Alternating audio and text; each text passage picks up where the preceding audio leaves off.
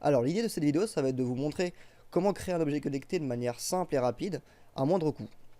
Pour cela, on va utiliser deux choses. Donc la première, ça sera une carte programmable. Pour cette démonstration, j'ai choisi une ESP32. Alors ça ressemble à ça, c'est une toute petite carte qui coûte environ entre 5 et 10 euros, que ce soit sur Amazon, Banggood ou AliExpress. Alors pourquoi cette carte-là en particulier? Tout simplement parce que elle embarque du Wi-Fi. Toutes les cartes programmables du marché ne proposent pas, n'embarquent pas du moins un module Wi-Fi. Ce qui va nous permettre de se connecter à Internet et d'envoyer des données euh, par le Wi-Fi. Et la deuxième chose que je vais utiliser, ça sera un site internet qui s'appelle Ubidots, que je vous présente succinctement et très rapidement. Donc vous aurez tous les liens en description. Il va vous falloir du coup vous créer un compte sur Ubidots qui en fait c'est ce qui va réceptionner les données envoyées par notre carte et les afficher de manière propre, jolie et utilisable. Donc pour créer un compte, c'est gratuit, hein, il suffit juste de sélectionner l'option pour usage personnel jusqu'à obtenir un tableau de bord qui ressemble à celui-ci. Donc on va avoir principalement deux onglets, un onglet device et un onglet data. Donc pour les devices, vous l'avez compris, c'est notre carte qui sera enregistrée ici. Donc pour l'instant, j'en ai qu'une qui est démo par défaut, mais je vais vous montrer comment rajouter justement notre ESP32 sur ce site. Donc on va tout de suite passer à la partie électronique, entre guillemets, de notre objet connecté. Donc pour cette démonstration, j'ai juste connecté mon ESP32 à un capteur de température. Donc ici, c'est le DHT11, donc vous aurez tous les liens dans la description pour chaque composant du circuit. Bon là il est très simple.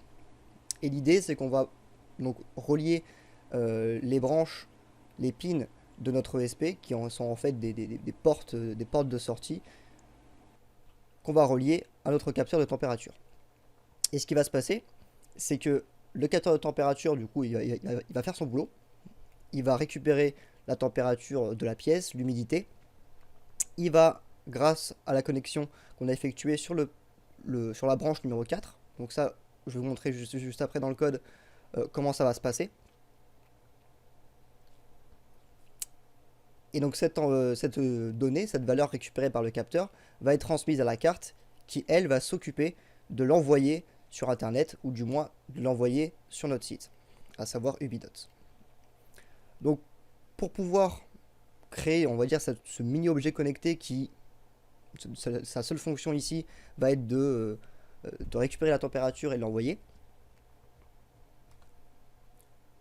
on va avoir besoin du coup de l'IDE Arduino, qui est l'outil le plus simple pour manipuler ce genre de carte. Donc alors, je pars du principe que vous avez déjà manipulé une ESP32, donc à savoir utiliser le logiciel Arduino. Si ce n'est pas le cas, pas de panique, je vous montre rapidement comment on fait. Il faut vous rendre dans Préférences, et dans l'URL de gestionnaire de cartes supplémentaires, il faut renseigner un lien que vous aurez également en description. Et vous mettez juste cette URL là, vous validez OK. Et derrière, dans le type de carte, gestionnaire de carte, vous allez pouvoir obtenir l'ESP32. Puisque lorsqu'on va vouloir injecter notre programme dans la carte, puisque ce programme-là va nous permettre d'une part d'activer le capteur de température et du coup de lire les données, et d'autre part de récupérer cette valeur-là et de l'envoyer sur Ubidots. Donc une fois que vous avez bien enregistré la carte, vous l'avez bien sélectionné dans le type de carte, il faut également du coup la brancher à votre ordinateur avec un câble USB. Alors, tac, je le branche. Et il va falloir sélectionner le bon port. Donc le port série. Si jamais ça ne fonctionne pas, il faut installer les drivers. Je vous mettrai un lien pareil dans la description qui vous redirige sur comment installer les drivers pour le SP32. Donc, en l'occurrence, mon ordinateur a bien détecté le port série, c'est le COM3, je le sélectionne.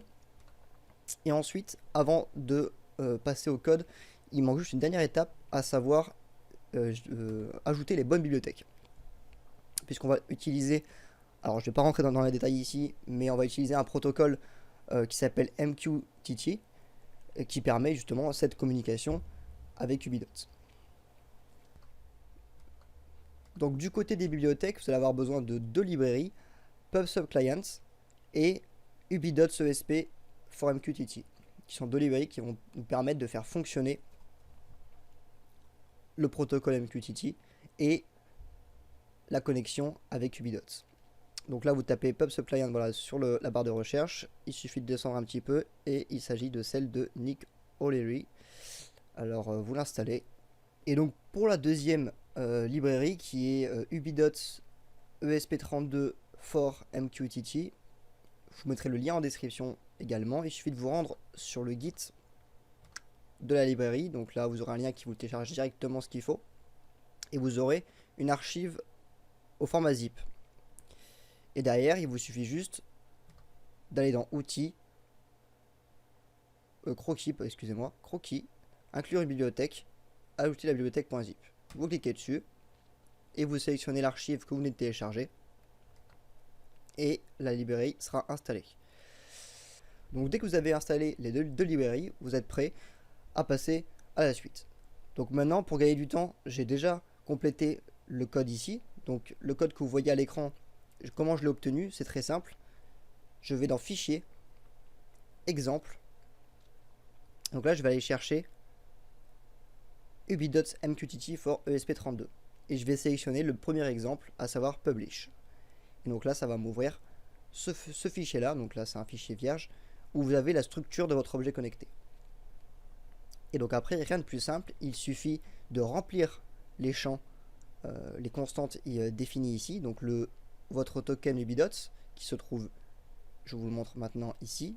Donc sur le site, vous cliquez sur votre profil, API Credentials, Token, vous cliquez dessus et vous avez votre token. Donc il faut transposer dans ce champ. Et ensuite, renseigner votre Wi-Fi, son identifiant et son mot de passe. Et ensuite, remplir ces deux variables, à savoir device label et variable label. Alors pour le device, c'est tout simplement le nom de votre objet connecté. Vous le mettez ce que vous voulez, il apparaîtra sur le dashboard de Ubidots, ainsi que le nom de la variable que vous voulez choisir. Donc, par exemple, si c'est la température, vous mettez température, si c'est autre chose, vous mettez le nom qui correspond à ce que vous voulez afficher. Et ensuite, donc là, pour gagner du temps, j'ai déjà complété le code, puisque moi j'utilise un capteur de température, le DHT, qui est très connu dans le commerce. Donc vous trouverez de nombreux tutoriels sur comment l'implémenter et l'utiliser très facilement. Je vous mettrai également un lien en description pour aller plus vite. Mais grosso modo, j'ai juste à installer la librairie qui est associée, déclarer sur quelle branche, sur quel pin de ma carte je le connecte. Donc ici, je l'ai connecté au numéro 4. Et le type de DHT que j'utilise. En l'occurrence, ici, c'est le 11. En fonction de votre modèle, vous mettez celui qui correspond. Donc là, voilà, j'ai déjà rempli tous les champs. Donc mon token Ubidots, les informations de mon Wi-Fi, le nom de mon device. Donc ici, je l'avais juste appelé ESP32. La variable que je veux afficher, ici la température. Dans cette partie-là, c'est la deuxième partie à laquelle vous devez modifier entre guillemets le code. C'est le seul endroit. Il y a même un commentaire laissé par les développeurs qui vous indique que c'est ici, à cette ligne-là, qu'il faut insérer la valeur de la variable que vous voulez envoyer. Donc, la ligne juste au-dessus, où je fais un dht.read température, donc là, c'est propre à mon capteur. Je vais récupérer la température que mon capteur a lu.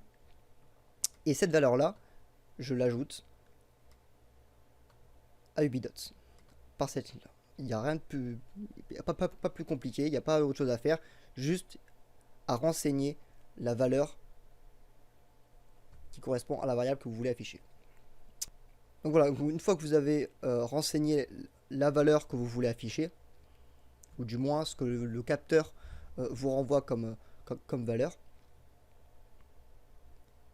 vous n'avez plus qu'à téléverser. Donc pour téléverser, vous cliquez sur la petite flèche en haut dans l'IDE Arduino.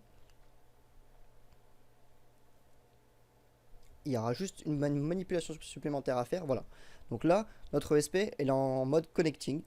Et donc, pour que le code soit bien accepté par l'ESP, il faut effectuer une pression sur le bouton boot. Alors, ça va être compliqué de vous montrer ça en même temps, mais sur l'ESP, il y a deux boutons. un bouton boot et un bouton reset. Le reset, en gros, il va relancer le code qui est présent sur la carte. Et le boot, c'est pour indiquer à la carte, je suis en train de t'envoyer du code, réceptionne-le et exécute-le. Pour faire simple. Voilà, donc là, une fois que c'est fait, là, le SP a bien reçu mon code et est en train de l'exécuter. Et donc, normalement, si je retourne sur Ubidots et que je rafraîchis ma page et que tout s'est bien passé, on voit bien que l'ESP32 a bien réussi à se connecter à mon tableau de bord Ubidots et a bien réussi à envoyer des données. Donc là, si je clique dessus, j'ai bien le device label qui s'est affiché, mais également la variable que j'ai voulu afficher, à savoir température. Donc, et si je clique dessus, je peux voir en temps réel la température donc de ma pièce. Et donc là, à partir de là, si je veux l'afficher de manière plus propre et de choisir entre guillemets la façon dont je veux afficher mes données, j'ai juste à me rendre dans Data, Dashboard, et derrière, on va ajouter ce qu'on appelle un widget. Donc hop, on va ici, Add New Widget, et je vais sélectionner l'affichage qui me semble le plus s'adapter à mon objet. Donc là, en l'occurrence, bon, on a thermomètre, ça tombe, c'est parfait. J'ai plus qu'à lui donner un nom. Et donc là, pour justement relier la variable de température qu'on a envoyée sur notre tableau de bord, on va cliquer sur Add variable. Et donc là, on nous demande un label. Et ce label, il doit être identique à celui renseigné dans le code. Donc là, ici, j'ai mis température en majuscule. Il est insensible à la casse. Mais il force, entre guillemets, la casse, justement, en minuscule.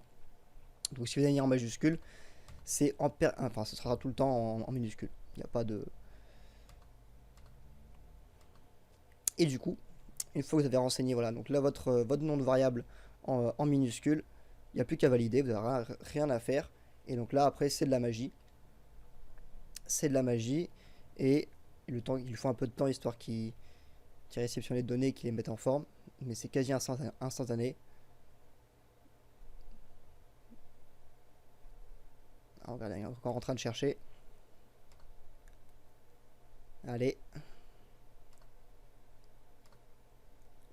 Ok, il suffit en fait de sélectionner ESP32 et vous aurez votre dashboard qui correspond aux variables envoyées par votre ESP. Et ça, c'est fantastique. Voilà, donc après, si vous avez des questions, n'hésitez pas à les mettre en commentaire, j'y répondrai. Et vous avez également tous les liens pour approfondir et pour compléter cette vidéo dans la description. Merci d'avoir regardé.